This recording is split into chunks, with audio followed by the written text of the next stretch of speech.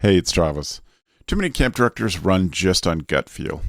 Our free Resilient Camp Blueprint Diagnostic is your dashboard for resilience. Take it today at camp.mba/Travis.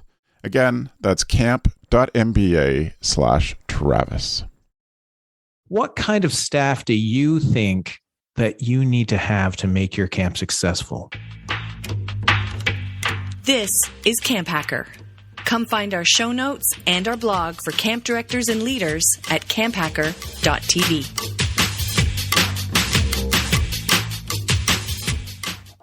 This episode of the CampHacker podcast is brought to you by UltraCamp. Wouldn't it be refreshing if your registration software gave you more time?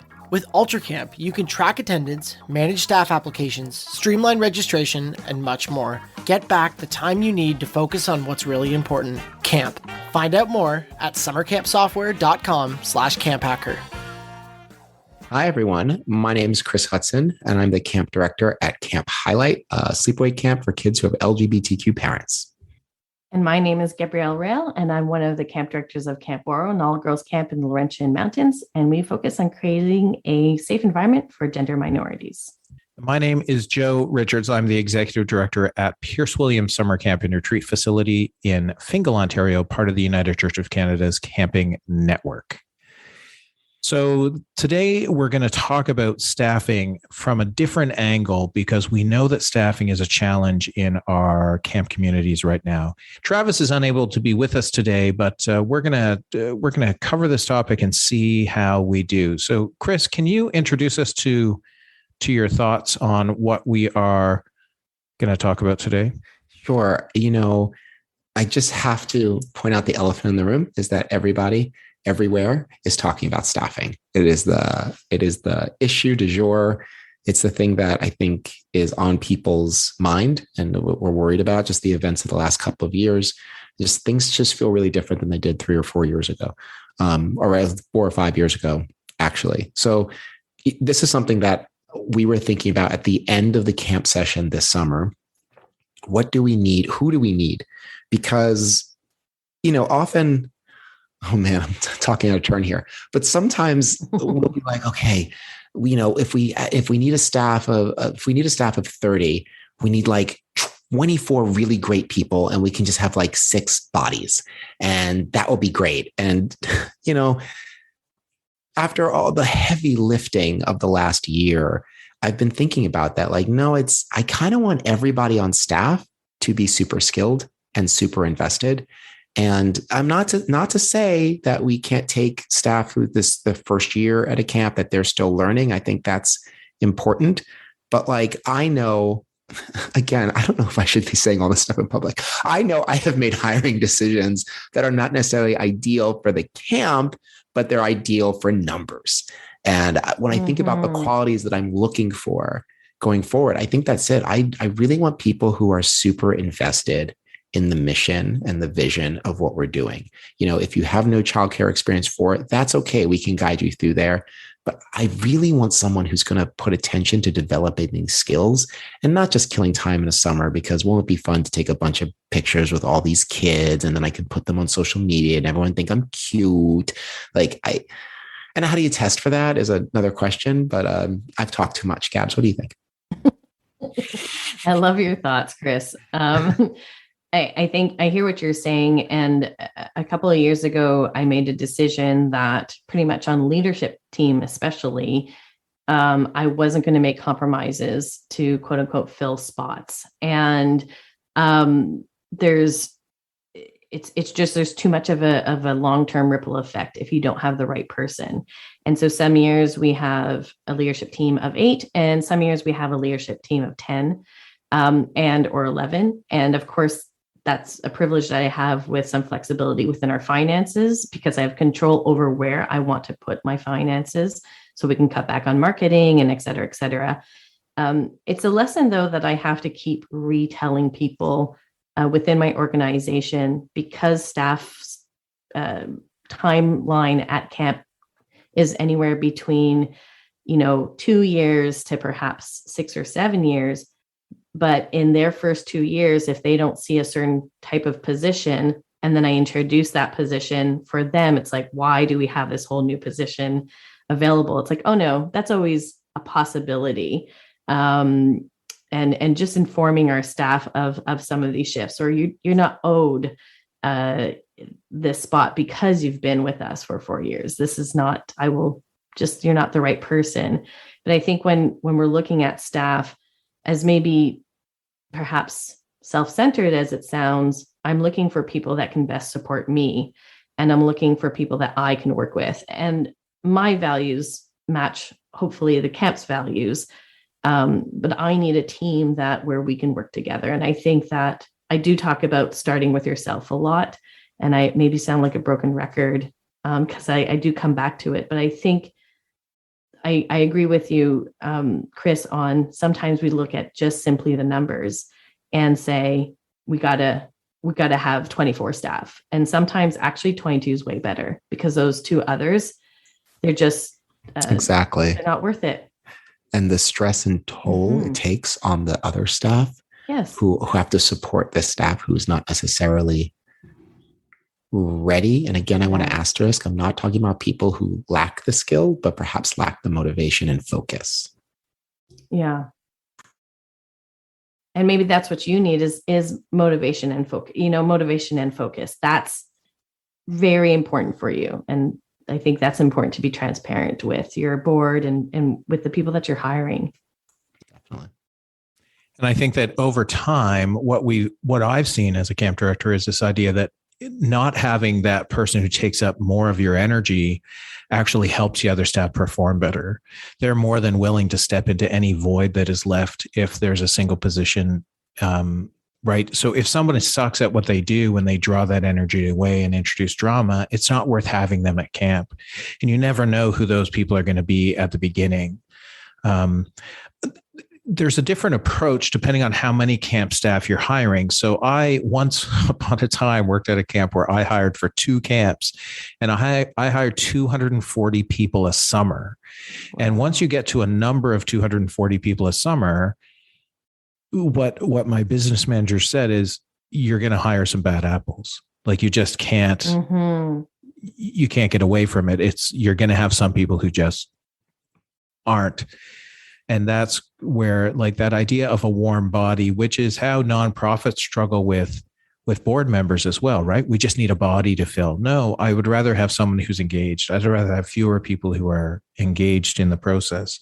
And I think that the key in the kind of staff I'm looking for personally are staff who are willing and can be trained, right? And want to. I want them to have some passion. And I was recently talking to a consultant about some fundraising stuff, and she said, it doesn't matter if this person knows anything about fundraising. I can train them. They need to have a passion for your mission. And I was like, that's great. And I think that if we approach that from the camp staff perspective, I think that's what we're looking for, is people who have a passion for camp and for kids and for helping. And we can really train them in our culture. How do we test for that? Like I've been listening to both of you talk, and it's like, oh, we want people who support us. Sure. We want people, we want people who are passionate. Sure. But then, like what you said, Joe, like if you're hiring a ton of staff, like, you're going to get some bad apples. Like we take that as a given.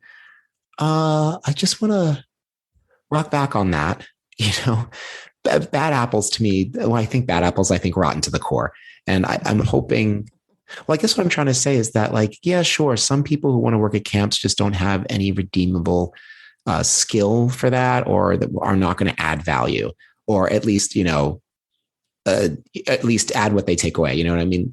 But how many camp staff do you hire, Chris? How many do I hire every summer? Yeah.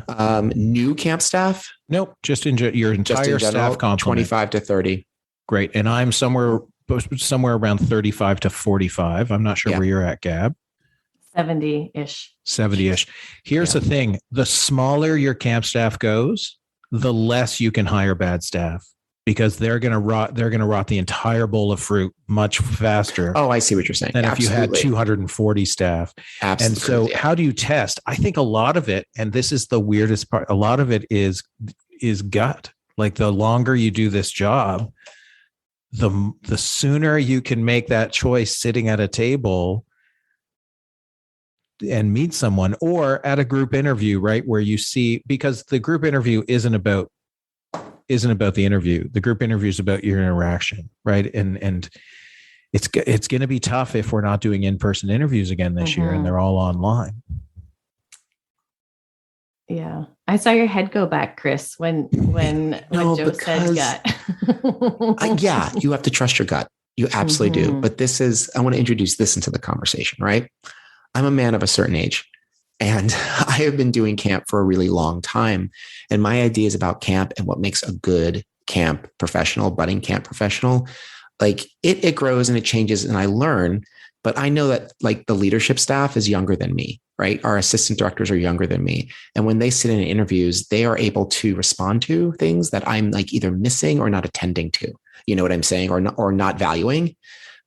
And I've been thinking a lot about this, and this is why leadership teams are really important. And it doesn't sit on just one or two people who've been doing this for 20 years, is because like, I trust my gut. I do. And for sure, my gut has saved us from bad staffing decisions. But the older I get and I'm just gonna be honest, the older I get, the more I'm like, am I still like 10 years from now when I'm sitting across from like a 22-year-old, do I know enough? Do I have enough experience with 22-year-olds to test for these qualities, right? In the way that they're going to present in someone a few generations behind me. Do you know what I'm saying? Do you think you worry about that at all? Oh, I love that you're bringing it up. I remember one meeting that I went to for, I think it was the Quebec Camp Association, and I was on the team to do their conference. And 1 year, I was always the young person in the room and presented as such. And 1 year I was presented as the young whippersnapper. Literally the next year, and I'm not exaggerating this, I was presented as the veteran of the group. And I was like, well, and I said it in the group, I was like, how did this happen in 12 months? Now I'm the old person. And I think in camp, a lot of the times it's weird because younger individuals compared to other jobs have a tremendous amount of responsibility. So at 21, 22, 23, the amount of that's old in camp years. And the responsibility that you have at camp is quite high. And then if you go in the outside world, you're just this young individual. And I think that it messes with you a bit. And then I think before you blink and know it, you're now the old camp director that's having a hard time connecting to the staff members. So maybe you were old at camp, but you were always able to connect to the staff. And now with generational shifts, of course, and of course also with what's going on in the world, there's a little bit of I think quite drastic shift in expectations and a drastic or a lack of communication and trust within different generations, and maybe a trust in ourselves. And I think that the shakiness that I felt from my staff this summer, and they were shook, and it was evident in their behaviors, and I couldn't give them any sense of comfort, which I usually can. I can give them comfort. We can have a nice conversation, and afterwards it just, I could feel the tension, dissipate. And this year I just was not able to do that very well. And I have to, I think, give myself a little bit of a break in saying, I'm not just somebody that's, now I'm older and now I can't connect with them. I too have gone through stuff. I too am managing my own feelings. And I think that the piece that that I'm trying to do with my staff is, how do I build that trust? And I agree with Joe in the sense of gut. And sometimes in the past, I've had leadership team members that are, of course, younger than me that have said that staff member they're going to be a great leadership team member. And I'm like, are you bleeping kidding me? This little punk? But I trust them. I trust them. Maybe I don't have that connection to that staff member, but I trust them. And I've yet to be disappointed in trusting the people that I've created those connections.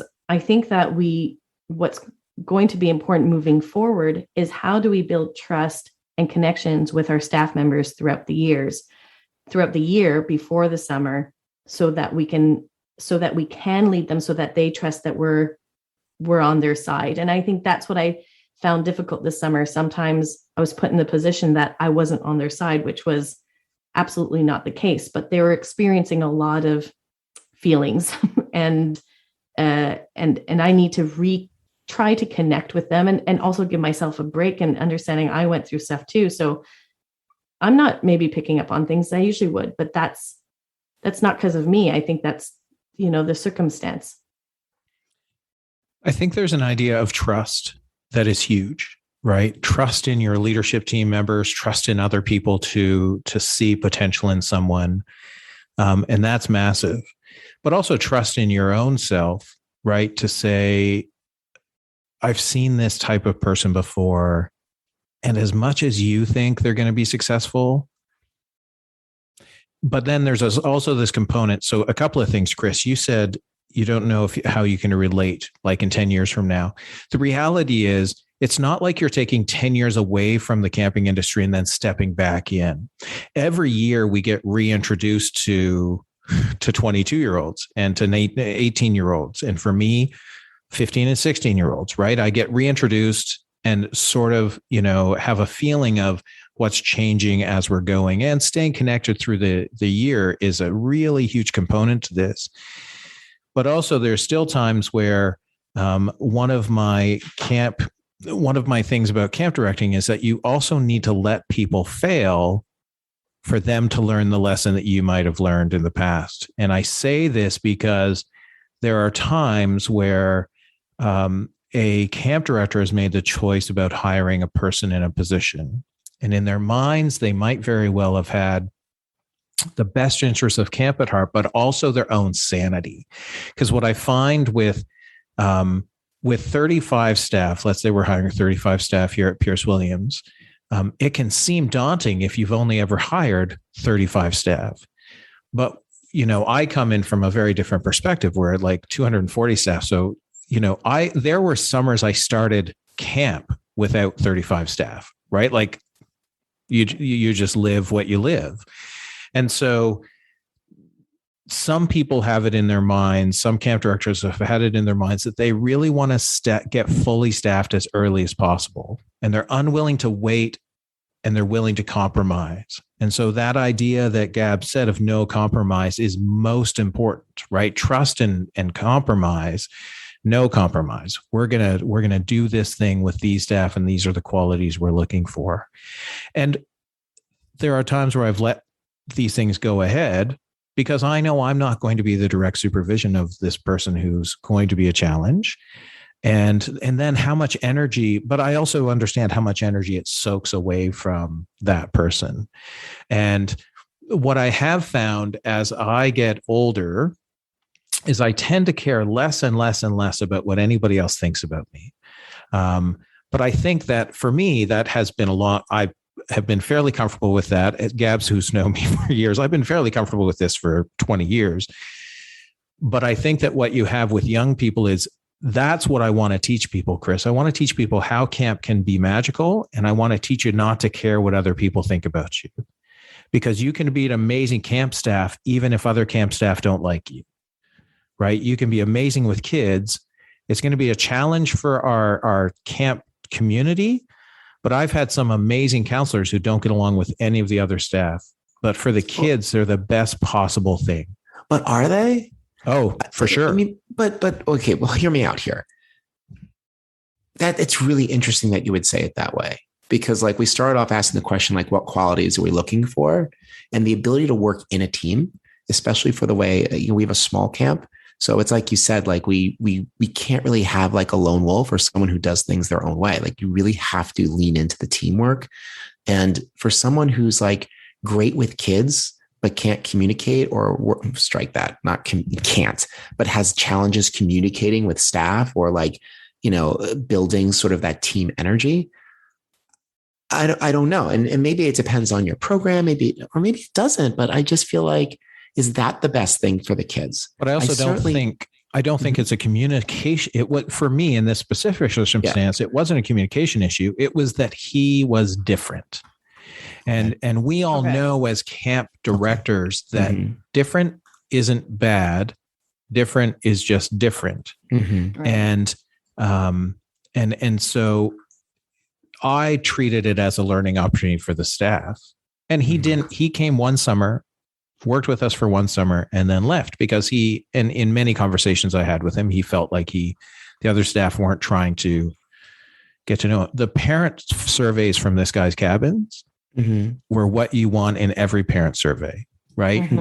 And that is where you want to balance, because you want to find staff that can be part of the team or part of the family, right? And with family, we don't have to like the rest of our family, but we have to respect the rest of our family. And that's where I think young people and young camp directors especially can be mistaken to think that they need people to like them when they need people to respect them, and they need their staff to respect the other camp staff and what they bring. Because as a jigsaw, we're not all the same piece. But if you are the same piece, that's a very hard jigsaw as well. Glad we worked in a conversation about saws. No, so glad about that. Well, jigsaw puzzle piece. Come on. Okay. I didn't say the S word because you've banned the S word. Gabz, you were going to say. Well, I was going to say, for me, the way I look at my staff, first year you have a lot more elasticity if it's your first year on staff, and working with others, working with me, building that trust. But the second year, I expect a level of capability more than the first year staff members. My rule of thumb is by your second year, you should be able to work with 80% of our staff. You don't need to work with everybody, but I should be able to pair you with 80% of our staff. And every camp has their own mathematical, difficulties on who you pair with. At our camp, our co-counselors are French and English, and need to be a certain age. And there's some real dynamics where, it's limited who I can pair you with as a co-counselor. So I do need to have that flexibility. And if I'm seeing no matter where I pair you, it's not going to work well because you're incapable of working well with others. Sure, you might be great on stage and maybe you're very popular. And also equally so, they have to work well with supervisors. They're also your teammates. And that's something that we've presented a handful of years ago, that you're responsible for working with your peers, and this is what this looks like, and working with supervisors, this is what that looks like, and what does that type of positive relationship, what's the outcome of that? I also find, for me, one of the pieces that gets in the way a lot of the time is how people deal with conflict. And I want to hire staff members that are going to talk to me about things that they're frustrated about. And so one of my favorite questions that I have in our interviews is, tell me about a time when when you were part of a conflict. And if they don't know how to answer it, I just say, maybe perhaps a school project. and then, eyes light up and they're like, oh, let me tell you. So if somebody tells me about this conflict, and by the end, it didn't bother me, everybody was, everybody's allowed their own opinions and blah, blah, blah. I'm looking for grit. I'm looking for somebody that's a little bit irritated, that's a little peeved about what happened, and that's able to say, in hindsight, this is what I would have done differently, or I wish I could have, but they're able to be transparent about maybe their own actions in the conflict, but also that they were frustrated by other people's behaviors, and that they don't have to mask for me that everything is, they don't mind conflict, and they just try to stay out of it as much as possible, because at camp, conflict's going to come up. But more importantly, I need them to see that it's okay that you get frustrated. It's okay that you get angry, as long as we're able to talk it through. And I give every chance to them to be successful in this question. I will reiterate it so that they do feel comfortable talking about it. No, I love that. And I'm the same way. We ask a similar question about conflict. Tell us about a time when you had to work with others and it didn't go the way that you wanted. And also I was thinking about like, I also am looking for people, definitely the grit. You said it so perfectly that I didn't think about it that way, but the grit to want to get to the end of a conflict. The other thing that we started controlling for or looking for was the ability to give and receive feedback. That's also a question that we ask now. Like, tell us about a time that you got feedback from a supervisor that was less than positive. Yeah. And in that tale, we had to hear about how, first of all, they're like, well, I've never received that kind of feedback. We're like, okay, well, it doesn't disqualify you, but it's a red flag because like we do that a lot. We give people a lot of feedback because we need people to get on the ball quick. And if you're not accustomed to that, like you may not be successful in the environment. So that's, when I was listening to you talk, that's something I thought that's something we definitely look for. So Gab, I think that you said it in the idea of being able to communicate. And this is what you realize, the more television you watch or the more drama, the more shows you watch, is that all drama is created through lack of communication. All drama is created by putting off talking to someone or thinking someone said something different. And so if we can get people to talk and take feedback and give feedback and be able to communicate even when they're struggling with conflict, right? The idea of conflict, that's going to be better. I wanted to bring this back to the idea of that Chris brought in earlier, this idea that how do we relate as people of a certain age? How do we relate to 20, to 17, 18 to 25-year-olds? And what I would challenge all camp directors and full-time people is that I think the foundation is the same. I think that no matter where technology goes and where social justice goes, I think the foundation blocks for building amazing camp staff have remained the same for years. And whether we call that moral or whether we call that, whatever, I don't know how to say it, but the idea of the foundation of good camp staff are still people who care, who are willing to learn, who are willing to teach, and willing to be part of something bigger than themselves and see that it's bigger than themselves. I don't think that phones are going to ruin that. I don't think that social media is going to change that. I think that here at Pierce, we really indoctrinate, and I will say the word indoctrinate. We really indoctrinate our staff with the idea of to do what needs to be done to give our campers the most amazing camp experience. Right? That's your job. I think where all the camp directors, not all of them, a bunch of camp directors who I spoke to about last summer, where staff struggled was their inabilities to do tasks that seemingly were done with very little effort in previous years. And what the directors were saying to me is that it's like they don't want to do them, or they don't want to give all of that energy to what camp is. And I think that's going to be our biggest challenge going forward is how do we retrain these staff members to buy into what camp is while still protecting their mental health, but also building their grit, because grit's just another foundation block that we want to give staff when they leave camp. Yes, Joe, I agree with that. And just to clarify what I was saying before, I didn't mean to imply that I'm getting to the old fuddy-duddy age where I can't talk to young people anymore.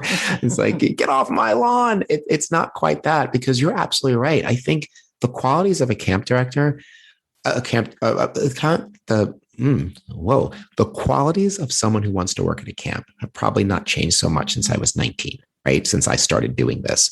It's all the things that you're saying. It's grit. It's the ability to care, to build something bigger than yourself, to contribute to something bigger than yourself. I think what I've been reacting to lately, and I've been meditating on lately, is that like in watching the assistant directors communicate with the camp staff, they are using language and techniques that wouldn't leap to mind for me because they are similar in age to the people they are supervising. Not to say that I can't supervise the staff. I can, but I'm coming from a particular perspective and out of a particular kind of culture of habit that I have to really work as I age to make sure that I can still that not that I can train staff. I can train staff all damn day, but that I'm doing it in a way that they are going to respond to easily.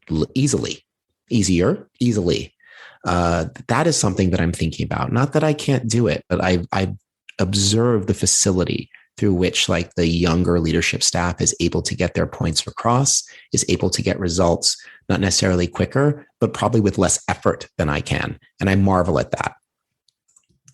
And I think that's what a lucky team you have to have you think about those things and notice that there's certain areas that you need to learn and you're meditating on, and you're finding that it's difficult, and you're trying to find a way that you can connect with your staff. And I think for me, that's my hope for anybody that's a leader, or anybody that's leading me for that matter, is struggling, is saying, man, how do I connect with this person? How do I do this? I'm seeing I'm having a difficulty. And that to me is uncomfortable, sure, but it's so positive, Chris. It's very caring. Well, thank you very much. Mm-hmm. You know, and I challenge anyone listening to really consider these things. You know, whenever anyone says like, well, this is the way that we've always done it, it's worked for us since 1980. That's my first indication. Like, okay, you need to stop, pause, take a nap, wake up, and think about your entire life. Like, you have to think about your choices, because, you know, like I don't do anything the way I did 5 years ago. I always point this out, especially like our kids. Like 5 years ago, you were a completely different person who cared about different things. And that's true also with our vocation. That's very true with where you are as a professional. 5 years ago, I didn't know the things that I didn't know. There was no way to know. And I think it's really worthwhile in thinking about staff. Again, don't tell yourself that because you're 40, 50, or 60 that you can't work with young people. That's dumb. That's not true. But if you are 40, 50, and 60, communicating with a 22-year-old is going to have challenges that you may not foresee going in. And to be cognizant of that is going to make you a better camp director. It's going to make you a better communicator, and therefore a better person, is to really think about that. And it's something I think about all the time, because I'm still learning things about Gen Z that just challenge the way that I think as an older person. And that's both, it's good and bad. It's just different, and all of it is learning. It's a lot of, you're right. And it's a lot of learning, and it's sometimes difficult. You know, I was in the closet for so many years because the community around me wasn't a supportive community necessarily for me to be out. And the ease that my queer staff have and my queer campers have, I both feel so grateful and mildly jealous at the same time.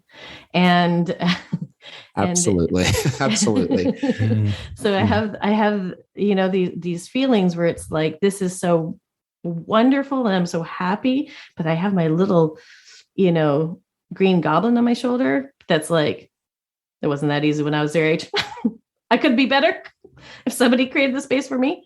But I think that, you know, if we look at some of the people in our lives that are older, that are great leaders, that have held space for us, I'm just realizing how much of a pain in the butt I was for them and how much they worked hard to create that space.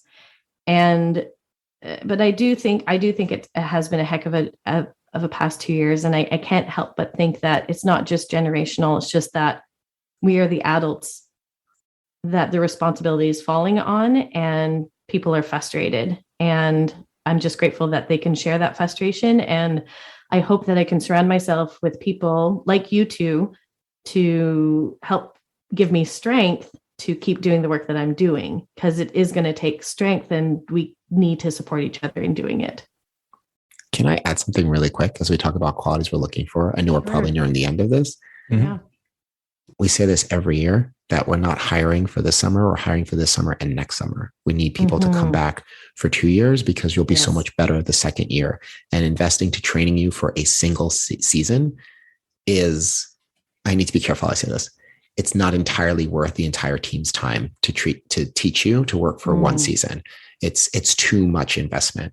So we're always that's someone I'm looking for, someone who thinks that not just that my camp highlight is a good idea, but that camping is a good idea. And that this isn't, sure, maybe you're not going to go on to be a camp professional, but that you appreciate the fact that this is actually an industry, that there's a culture around this, and that you're interested in sampling it, not forever, but hopefully for at least 2 years. So I'm just want to throw that in. That's something that we look for. Yeah, I think there's lots of challenges coming up for us next summer, especially for a camp like us who hasn't run for 2 summers. But I did plan, and I hired 16 and 17-year-olds this summer, even though there was no camp, and had them do things with the basis that they would come back next summer, right? So if I had 10 staff this summer, if 7 of them come back next summer, at least I have a better foundation than if I had no one. Yes. And I think that the idea of how we talk, how people are able to talk, and how we can relate and get these people back to camp, I think that this is a super important topic. And I'm sure here on CampHacker that we will talk about staffing more than once this season as we go forward. Exclusive to CampHacker listeners, discover the 10 best marketing tools and tips for camps by visiting ultracampmanagement.com/CampHacker and download UltraCamp's free guide, The Marketing Toolbox. UltraCamp has powerful tools that are going to put you in control of your information. You're going to be able to automate your billing, create custom reports, manage your hiring process, which includes integrated background checks, free and clear communication with your customers and your donors, and add in the efficiency of automation, and you have a platform that you can put to work for you. UltraCamp's goal is to provide resources so you can spend more time in camp doing what you do best. If this doesn't sound like your registration software, don't you think it should? Visit their website, ultracampmanagement.com/CampHacker, and set up a time to chat. They look forward to meeting you. I think that's a great place to wrap it up. And what we're going to do is take a bit of time for our tool of the week. Tool of the week.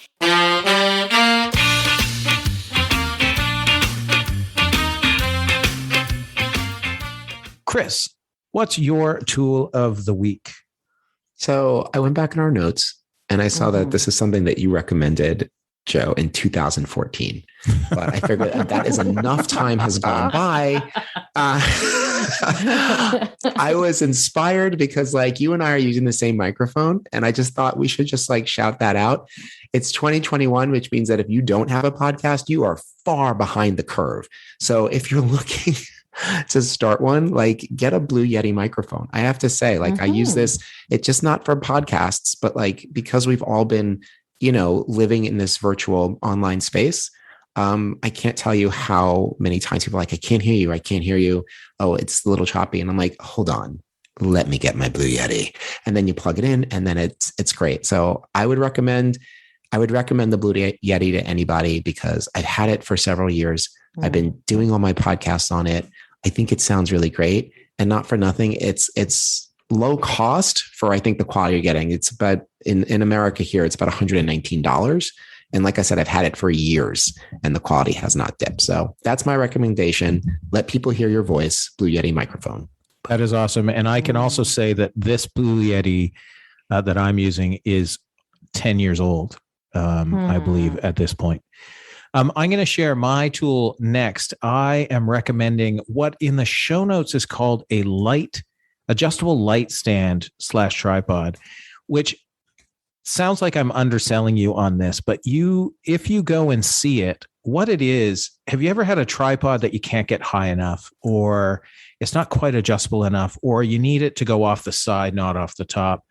This adjustable light stand we bought a few years ago before the pandemic. Our camp bought it so that we would have the right angle to shoot Zoom meetings for our board meetings for board members who couldn't be present. So we were thinking about this before the pandemic, and it can raise up to 7.5, 8 feet in the air. And it is brilliant. So today I was shooting some video for my website and for Camp's website. And the top mount on it mounts in the top and has two sizes of holes. So you can screw a regular shoe, like a regular mic or a phone, a camera into it, or it has a slightly larger one. But it also has a hole out the side so that if you want to hold your camera in a different orientation, so if you have a phone, it's brilliant and not that expensive. So it's an adjustable light stand / tripod, and it's well worth it. And we'll go from there. Gab, what is your tool of the week? My tool of the week is an app and it's a desktop app called Shift. And it's an app that allows you to have all of your workstations in one place and manage multiple accounts without having to log in and out of different accounts. So if you're managing 3 different Gmail accounts and you have to constantly keep logging in and out, this allows you to not do that. If you're also taking care of different Facebooks, or you don't want to go into your Facebook and just be on your work Facebook, it allows you to do that. The top 2 things that for me make sense with Shift is that it keeps me focused. When I go into a web browser, my ADHD, no matter how recently I took my medicine, I am like all of a sudden down a portal of I don't know what. And it's always fascinating. And I'm happy I'm there, but I've just wasted 15 to 20 minutes. The same thing with Facebook. So this allows me to streamline everything and keep focused, but then also just that pain in the butt from logging in, logging out, et cetera, et cetera. And the organization aspect of it is really, really helpful. I brought it to one of my staff members, I think about 3 years ago. She tried it. She says, this doesn't work for me. And recently she says that she's been using it for the past 6 months and it has just changed how she works, just her day to day. So Shift, the app. That's awesome. And I think you said a really important thing there, Gab. Sometimes tools don't work for everybody. When we recommend these tools of the week, yes. Take what you need, leave what you don't, and please don't judge us unless it's about scroll saws. Oh, yes, I got it in there, Chris. And on that note, everybody. Hey, it is the end of this episode. Chris, where can people reach out to you or follow what you do? People can find me on Instagram at Camp Highlight or at Planet Chris 1. That is awesome. Thank you. Gabz, where can people find you? They can check out where I work at waro.com. They can email me at info@waro.com. Waro's OUAREAU, or they can follow me on Instagram, Gabrielle Rail with 2 L's. That is awesome. Thank you. And if you want to reach out to me, Chris and Gab both know that I've given my phone number numerous times. Nobody has ever called me, which is awesome. So you can email me, joe@campisbetter.com. Camp is Better is the Pierce Williams website, and you can find out personal things if I ever update them on yoyojoe.com, YOYOJOE. Thanks, everybody. The Camp Hacker podcast is brought to you by Beth and Travis Allison, summer camp leadership training and marketing consultants. Thanks for listening. Camp Hacker, bringing your world into focus. Hey Camp Pros, we love that our industry is built on sharing. In order to foster that spirit, we hope that whenever you share an idea that you learned from the Camp Hacker podcast, conference, summer camp professionals group, or wherever else, that you're quick to give credit where credit is due. That way, we can all encourage more camp pros to share the tips and tricks that will make camp better. Hey, it's Travis. Camp directors often tell me they're just too tired to take on anything new. That's exactly why my free Resilient Camp Blueprint Diagnostic exists. It doesn't add work, it shows you progress. Quick, free, repeatable, you'll know if your systems are paying off without the guesswork. Try it today at camp.mba/Travis. That's camp.mba/Travis.